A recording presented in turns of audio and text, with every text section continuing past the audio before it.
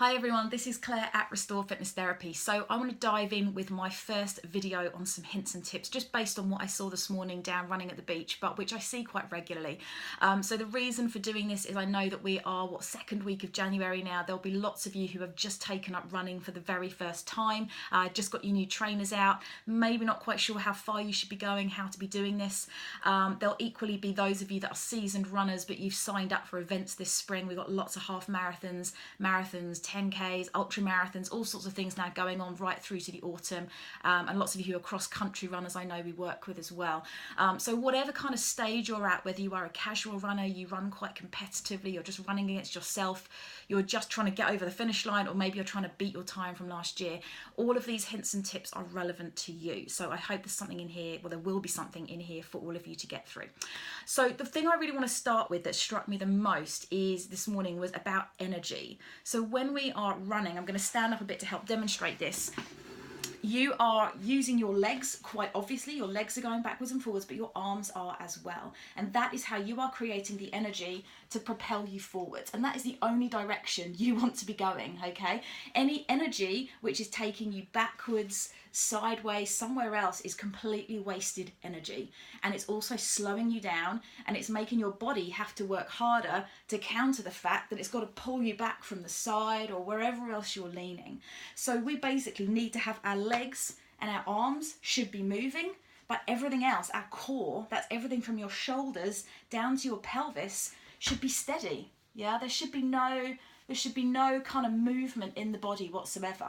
But what I saw on the beach this morning was tons and tons of people, like either the shoulders are kind of rocking and rolling here, or actually most commonly is the torso.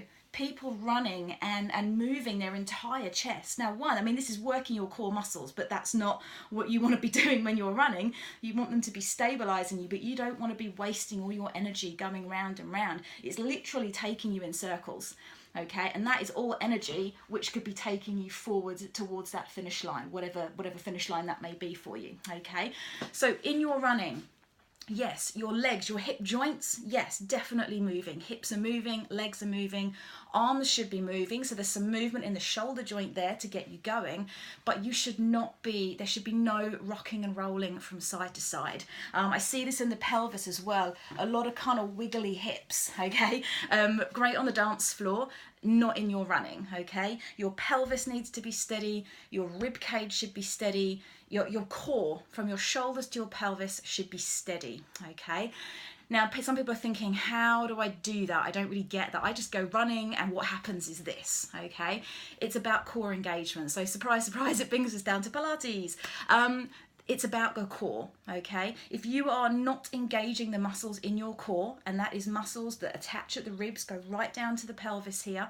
If you are not engaging those muscles and they are loose and floppy, you're not gonna have any control over your upper body, and your upper body is gonna be rocking and rolling and shaking and stirring and all of those things that we want to avoid. By engaging those muscles, you are holding your torso nice and steady. I don't mean rigid like you can't move, but it should be steady, and you need to be engaging those muscles. Now, a lot of us don't have a lot of strength in that area. Now, that can come by not doing particular core training exercise. If you are a mother and you've had a baby in the recent years, those muscles are going to have been stretched and maybe you haven't got that strength back in them.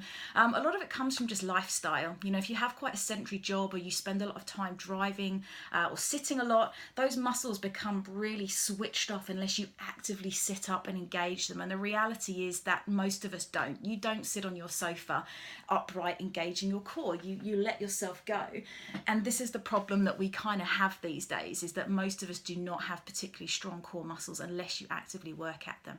So you need to activate your core. You need to strengthen your core muscles in order to keep this torso steady, to help you run more efficiently, okay? Now, obviously, we run classes throughout Brighton. I'm going to come back in another video and tell you exactly what we do and how we can help you through our classes, but I just wanted to get that message across to you here. So, body is nice and stable, arms need to be moving, legs need to be moving, hips can move, yes, shoulders, yes, But rib cage, there should be none of this rotational movement going on, no hip swinging going on, no up and down of the hips. Again, it's all kind of wasted energy. All right, I'm going to come back in another video, take you a little bit more in depth about that. If that's interesting to you, if that's maybe the first time you've even thought about that, but you'd like to know more about the mechanics of what we're talking about, we're going to come back very shortly and tell you about that. But for now, steady torso, okay? Good luck.